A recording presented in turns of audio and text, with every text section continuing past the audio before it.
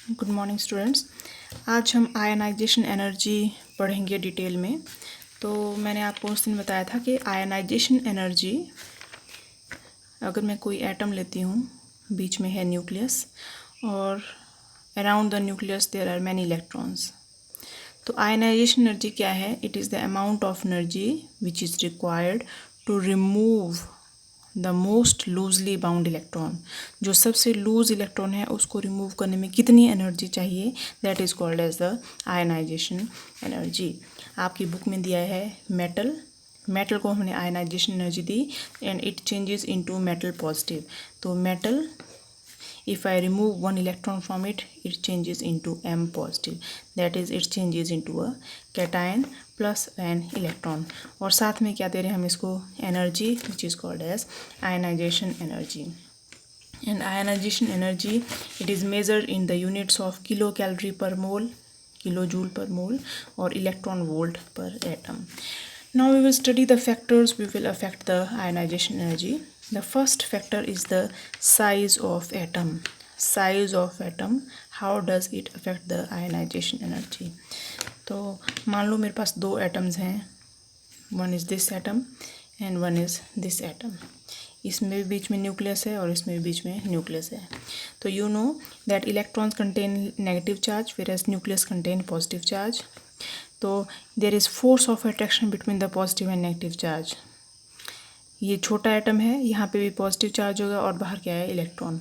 तो आप देख सकते हैं कि distance between the electron and positive charge is less here और distance here it is very very large.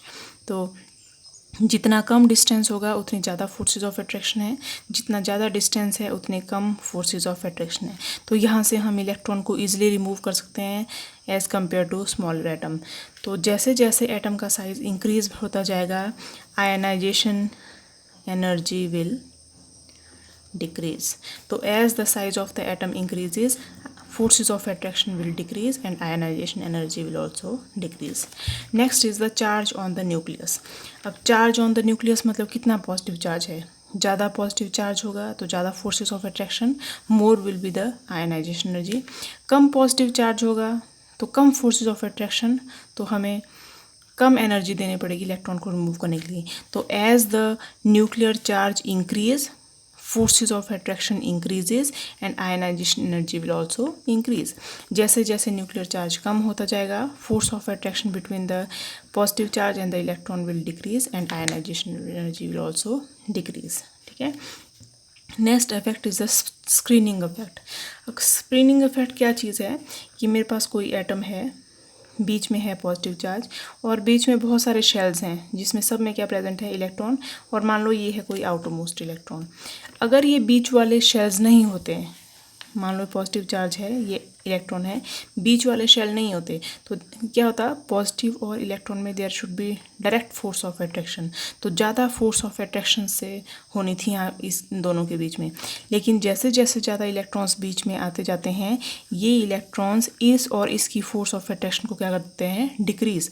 और इसी इफेक्ट को क्या बोलते हैं? Screening effect. मतलब जो बीच वाले इलेक्ट्रॉन है वो आउटर मोस्ट इलेक्ट्रॉन को और पॉजिटिव चार्ज को क्या कर रहे हैं? आपस में स्क्रीन कर रहे हैं। जितना ज़्यादा स्क्रीनिंग इफेक्ट होगा उतनी कम फोर्सेस ऑफ अट्रैक्शन और हम इजीली इलेक्ट्रॉन को क्या कर पाएंगे? रिमूव। तो अगेन आयनाइजेशन एनर्जी क्या हो जाएगी इसमें? डिक्रीज। ठीक है। Next is the penetration effect. Penetration effect का मतलब है कि न्यूक्लियस के पास कोई इलेक्ट्रॉन कितना ज़्यादा अंदर की तरफ फोर्स ऑफ अट्रैक्शन प्रेजेंट है, उसको बोलते हैं पेनिट्रेशन इफेक्ट। हमने फर्स्ट ईयर में पढ़ा था कि एस ऑर्बिटल की पेनिट्रेशन, आप एटॉमिक स्ट्रक्चर देखना फर्स्ट ईयर की बुक में, वहाँ दिया है पेनिट्रेशन इफेक्ट। तो एस ऑर्बिटल का पेनिट्रेशन सबसे ज़्यादा है, उसके बाद पी का है, उसके बाद डी का है और उसके बाद किसका है? एफ का। तो जितनी ज़्यादा पेनिट्रेशन होगी, मतलब एस ऑर्बिटल ज़्यादा न्यूक्लियस की तरफ अट्रैक्टेड है, इसको मतलब है पेनिट्रेशन। तो जितना ज़्यादा न्यूक्लियस की तरफ अट्रैक्टेड है उतनी ज़्यादा क्या प्रेजेंट है उसमें? फोर्स ऑफ अट्रैक्शन, और हम उसको ईजिली रिमूव नहीं कर सकते। तो जितनी ज़्यादा penetration, more will be the ionization energy. तो ionization energy also varies as penetration effect. ठीक है। Next is the variation of ionization enthalpy on the basis of electronic arrangement. Electronic configuration मतलब, ठीक है। तो हमने देखा है कि मान लो आई हैव सोडियम, तो sodium is 1s1, sorry it is 1s2, 2s2, 2p6 और 3s1। तो इलेक्ट्रॉनिक अरेंजमेंट मतलब अगर मैं बाहर वाला इलेक्ट्रॉन रिमूव करना चाहूँ तो मैं इसमें से ईजिली बाहर वाला इलेक्ट्रॉन रिमूव कर सकती हूँ, और एक इलेक्ट्रॉन रिमूव करने से मेरे पास क्या बन जाएगी, नोबल गैस कॉन्फ़िगरेशन। तो एक इलेक्ट्रॉन रिमूव करने से I am getting the noble gas configuration. तो इस इलेक्ट्रॉन को रिमूव करना क्या होगा, ईजिली। तो यहाँ पे ionisation energy will be less. ठीक है, अब सोडियम के बाद चल जाती हूँ मैं magnesium. Magnesium is 1s2, 2s2, 2p6 और 3s2। 3s2 का मतलब अब यहाँ पे जो s है उसमें मैक्सिमम इलेक्ट्रॉन कितने आ सकते हैं, 2। तो ये है स्टेबल कॉन्फ़िगरेशन है, ये s की ऑर्बिटल फिल है, स्टेबल कॉन्फ़िगरेशन है। तो as compare to sodium, magnesium से इलेक्ट्रॉन को रिमूव करना क्या होगा, टफ होगा। देयरफॉर इसकी आयनाइजेशन एनर्जी क्या होगी, high, because electron has to be remove from the stable noble gas configuration. वैसे ही अगर मैं चल जाती हूँ, मान लो there is lithium, beryllium, boron. तो lithium was 2s1, it is 2s2, it is 2s2, 2p1, boron is 2s2, 2p1। अब बोरोन में आउटरमोस्ट शेल में क्या एक इलेक्ट्रॉन प्रेजेंट है, उसको रिमूव करना इजी होगा। तो बेरिलियम की ionisation energy will be high, लेकिन बोरोन की कंपेरेटिवली क्या होगी, लेस, क्योंकि आउटरमोस्ट इलेक्ट्रॉन में कॉन्फ़िगरेशन स्टेबल नहीं है, तो हम इसको क्या कर सकते हैं, इजीली रिमूव। फिर बोरोन के बाद क्या आता है, carbon, it is 2s2, 2p2। Again p में 2 इलेक्ट्रॉन्स हैं, इसमें ionisation energy will be greater than this, लेकिन हम इजीली इसको फिर से रिमूव कर सकते हैं। उसके बाद आता है nitrogen. Nitrogen is 2s2, 2p3। अब 2p3 में जो कॉन्फ़िगरेशन है वो कैसी है, हाफ फील्ड कॉन्फ़िगरेशन है। और आपको पता है कि हाफ फील्ड और फुली फील्ड कॉन्फ़िगरेशंस क्या होती हैं, एक्स्ट्रा स्टेबल होती हैं। तो यहाँ से इलेक्ट्रॉन को रिमूव करना क्या होगा आपके पास, टफ। तो it will be have very high ionisation energy. Nitrogen के बाद आता है आपके पास oxygen. Oxygen will be 2s2, 2p4। अगर ऑक्सीजन से आप एक इलेक्ट्रॉन रिमूव कर दें तो क्या बन जाएगा, 2p3। तो 2p3 बनना ईजी होगा इसके लिए, क्यों, एक इलेक्ट्रॉन रिमूव करने से। तो comparatively ionisation energy will be less as compare to that of nitrogen. और एंड में चलते चलते हम पहुंच जाएंगे neon. Neon is the noble gas configuration, it is 2s2, 2p6। 2p6 मतलब आउटरमोस्ट शेल में कितने इलेक्ट्रॉन आ गए, 8 इलेक्ट्रॉन, और ऑक्टेट क्या हो गया इसका, कंप्लीट। तो ऑक्टेट कंप्लीट हो गया, तो ionization energy is very very high.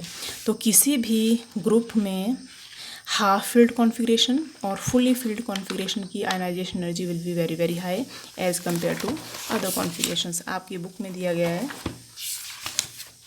आप देख सकते हैं। ये यहाँ पे लिथियम से चले हम बेरिलियम। बेरिलियम की इलेक्ट्रॉनिक कॉन्फ़िगरेशन क्या है, 2s2। तो इट इज स्टेबल कॉन्फ़िगरेशन, इसलिए इसकी आयनाइजेशन एनर्जी क्या है, हाई। अब आगे हम बोरोन के पास।